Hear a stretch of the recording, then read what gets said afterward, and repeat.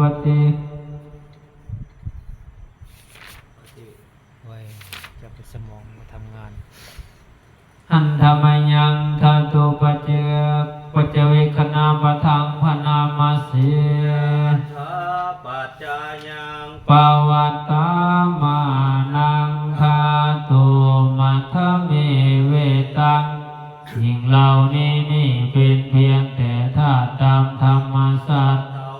กำลังเป็นไปตามเหตุตามปัจจัยญาทิ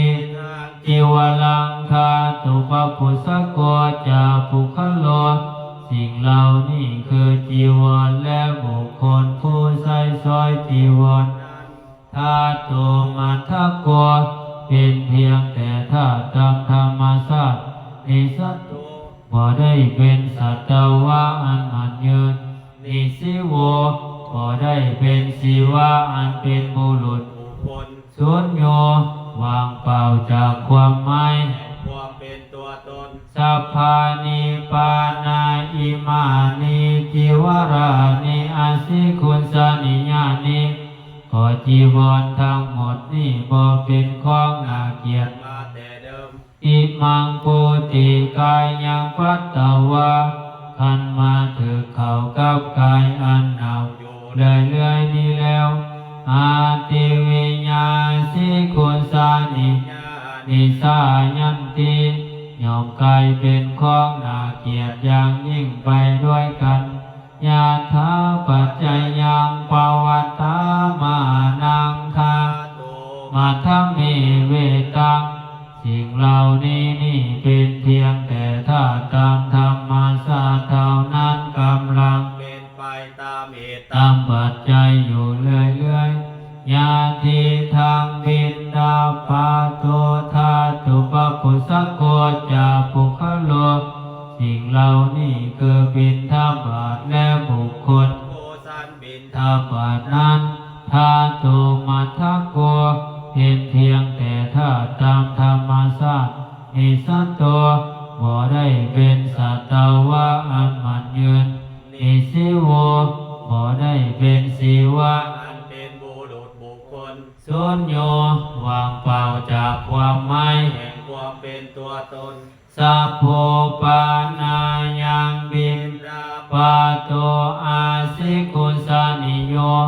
ก็บินทบาททั้งหมดนี้บ่เป็นของน่าเกียรติมาแต่เดิมอิมังปุติกายยังปัตตวะขันมาถือเข้ากับกายอันหนาวอยู่เรื่อยๆนี้แล้วอาติวิญญาสิกุสานิโยสายันติยอมกลายเป็นของน่าเกียรติอย่างยิ่งไปด้วยกันญาถาปัจจยังปวัตตามานังทาตุมัทธเมเวตังสิ่งเหล่านี้นี่เป็นเพียงแต่ธาตุตามธรรมชาติเท่านั้นกำลังเป็นไปตามเหตุตามปัจจัยอยู่เรื่อยๆญาติทางเสนาสานังธาตุปปุสสะโกจาปุคโลสิ่งเหล่านี้คือเสนาสนะและบุคคลผู้ใส่ซอยเสนาสนะนั้นธาตุมัทธโกเป็นเพียงแต่ธาตุตามธรรมชาตินิสัตโตบ่ได้เป็นสัตวะอันมันยืน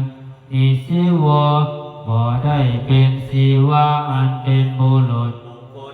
สุญโญวางเปล่าจากความหมายแห่งความเป็นตัวตนสัพพานิปานาอิมานิเสนาสนานิอาสิคุสานิญานิขอเสนาสนะทั้งหมดนี้บ่เป็นของน่าเกียรติมาแต่เดิมอิมังปุติกายยังปัตตวะขันมาถือเข้ากับกายอันหนาวอยู่เรื่อยๆนี้แล้วอาติวิญญาสิกุสานินิสายันติยอมกลายเป็นของน่าเกียรติอย่างยิ่งไปด้วยกันญาถาปัจจยังปวัตตามานังธาตุ มัทธเมเวตังสิ่งเหล่านี้นี่เป็นเพียงแต่ธ ตามธรรมชาติ เท่านั้น กำลังเป็นไปตามเหตุตามปัจจัยอยู่ เรื่อยเรื่อย ญาทิทัง กีฬานา ปัจจยเพสัสสาปริคาโล ทา ตุปปุสสะโกจาปุคาโล สิ่งเหล่านี้คือคีรานาเพสัสสะ บริการอันเกื้อกูล แก่คนไข้และบุคคลผู้สันเพสัสสะบริ การนั้น ธาตุมัทธโกเป็นเพียงแต่ธาตุตามธรรม อาซา นิสัตตัวบ่ได้เป็นสัตตาวะ อันมันเยิน นิสิโวบ่ได้เป็นสีวะอันเป็นบุรุษ บุคคล สุญโญว่างเปล่าจากความหมายแห่งความเป็นตัวตน สัพโพปานายังกี ลานาปัจจยเพ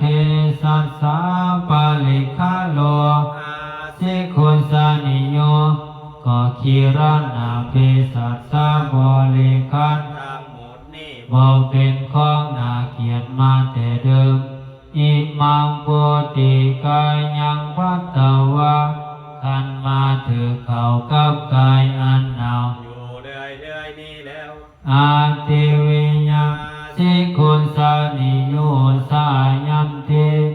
ยอมกายเป็นของน่า เกียรติ อย่างยิ่งไปด้วยกันดังนี้